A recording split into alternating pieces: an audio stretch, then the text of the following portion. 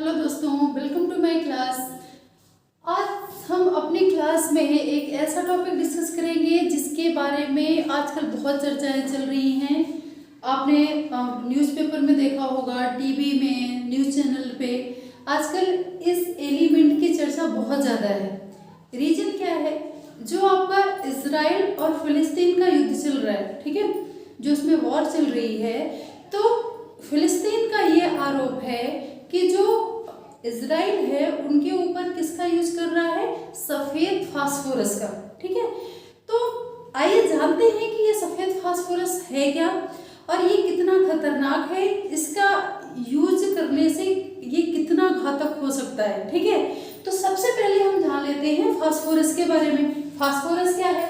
देखिए, फास्फोरस का मतलब होता है प्रकाशवान, एक ऐसा एलिमेंट जो कैसा होता है? चमकदार। ठीक है, तो यहाँ पे देखिए, सबसे पहला ये जीवों में फास्फोप्रोटीन, जो फास्फोरस होता है ये जीवों में पाया जाता है। किस रूप में पाया जाता है? प्रोटीन के रूप में, फास्फोप्रोटीन के रूप में। ये हमारी हड्डियों में और हमारे ब्लड में, और कहाँ पाया जाता है? तंत्रिका ऊतकों में, दांत में, इन सब में क्या पाया जाता है? फास्फोरस।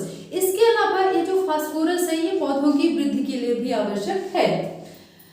1771 मतलब 1771 में सर्वप्रथम सीले नामक वैज्ञानिक ने फास्फोरस का पता किसमें लगाया था? हड्डियों की राख में। इस अंधेरे में ये क्या होता है? इसमें चमकने का गुण होता है। जब हम इसको अंधेरे में रखते हैं तो ये प्रकाश उत्पन्न करता है, चमक उत्पन्न करता है, जिसकी वजह से इसका नाम क्या पड़ा? फास्फोरस। फास्फोरस का मतलब ही है प्रकाशवान या चमकदार। ये बहुत ज्यादा क्रियाशील होता है फास्फोरस, इसी वजह से इसको खुले में या स्वतंत्र रूप में नहीं रखा जाता।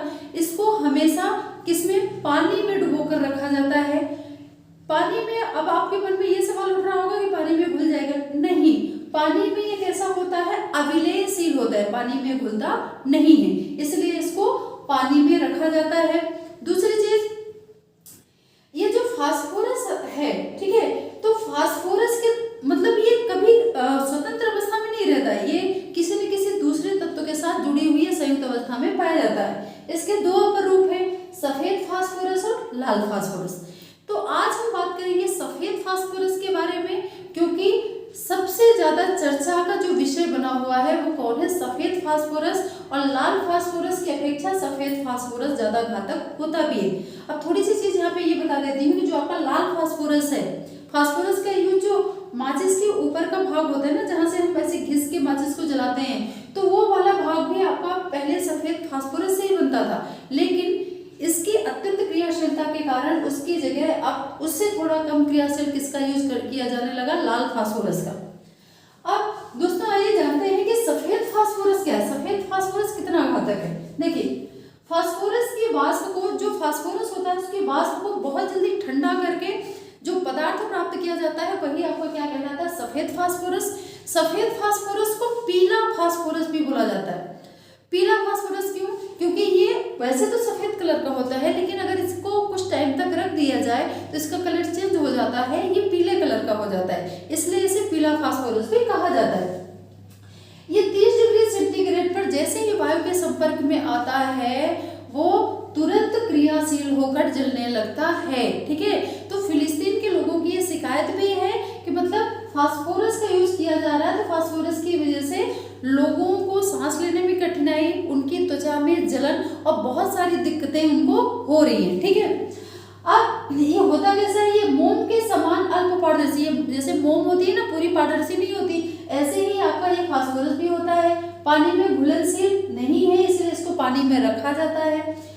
शुद्ध अवस्था में इसका रंग सफेद होता है, ये आपको हम बता चुके। ये मुलायम होता है और इसको चाकू से काटा जा सकता है, यह ज्यादा हार्ड नहीं होता। इसमें लहसुन जैसी गंध आती है। सफेद फास्फोरस की वाष्प बहुत ज्यादा विषैली होती है, इसीलिए जहाँ पे मतलब सफेद फास्फोरस बनाया जाता है या इसका यूज किया जाता है, क्योंकि सफेद फास्फोरस का यूज पटाखों में और बाकी जो भी विस्फोटक पदार्थ हैं उसमें बहुत ज्यादा किया जाता है। तो जो इन फैक्ट्रियों में काम करते हैं तो उनमें एक विशेष तरह की बीमारी देखने को मिलती है, उनका जो जबड़ा होता है ना वो पूरी तरह से गल जाता है, और इस रोग को बोला जाता है फासीजा। ठीक है, इस रोग की बीमारी देखने को मिलती है। मतलब फास्फोरस जो होता है, आपको पता होगा कि हमारे जो जबड़े की हड्डियां होती हैं वो शरीर में सबसे ज़्यादा मजबूत होती हैं।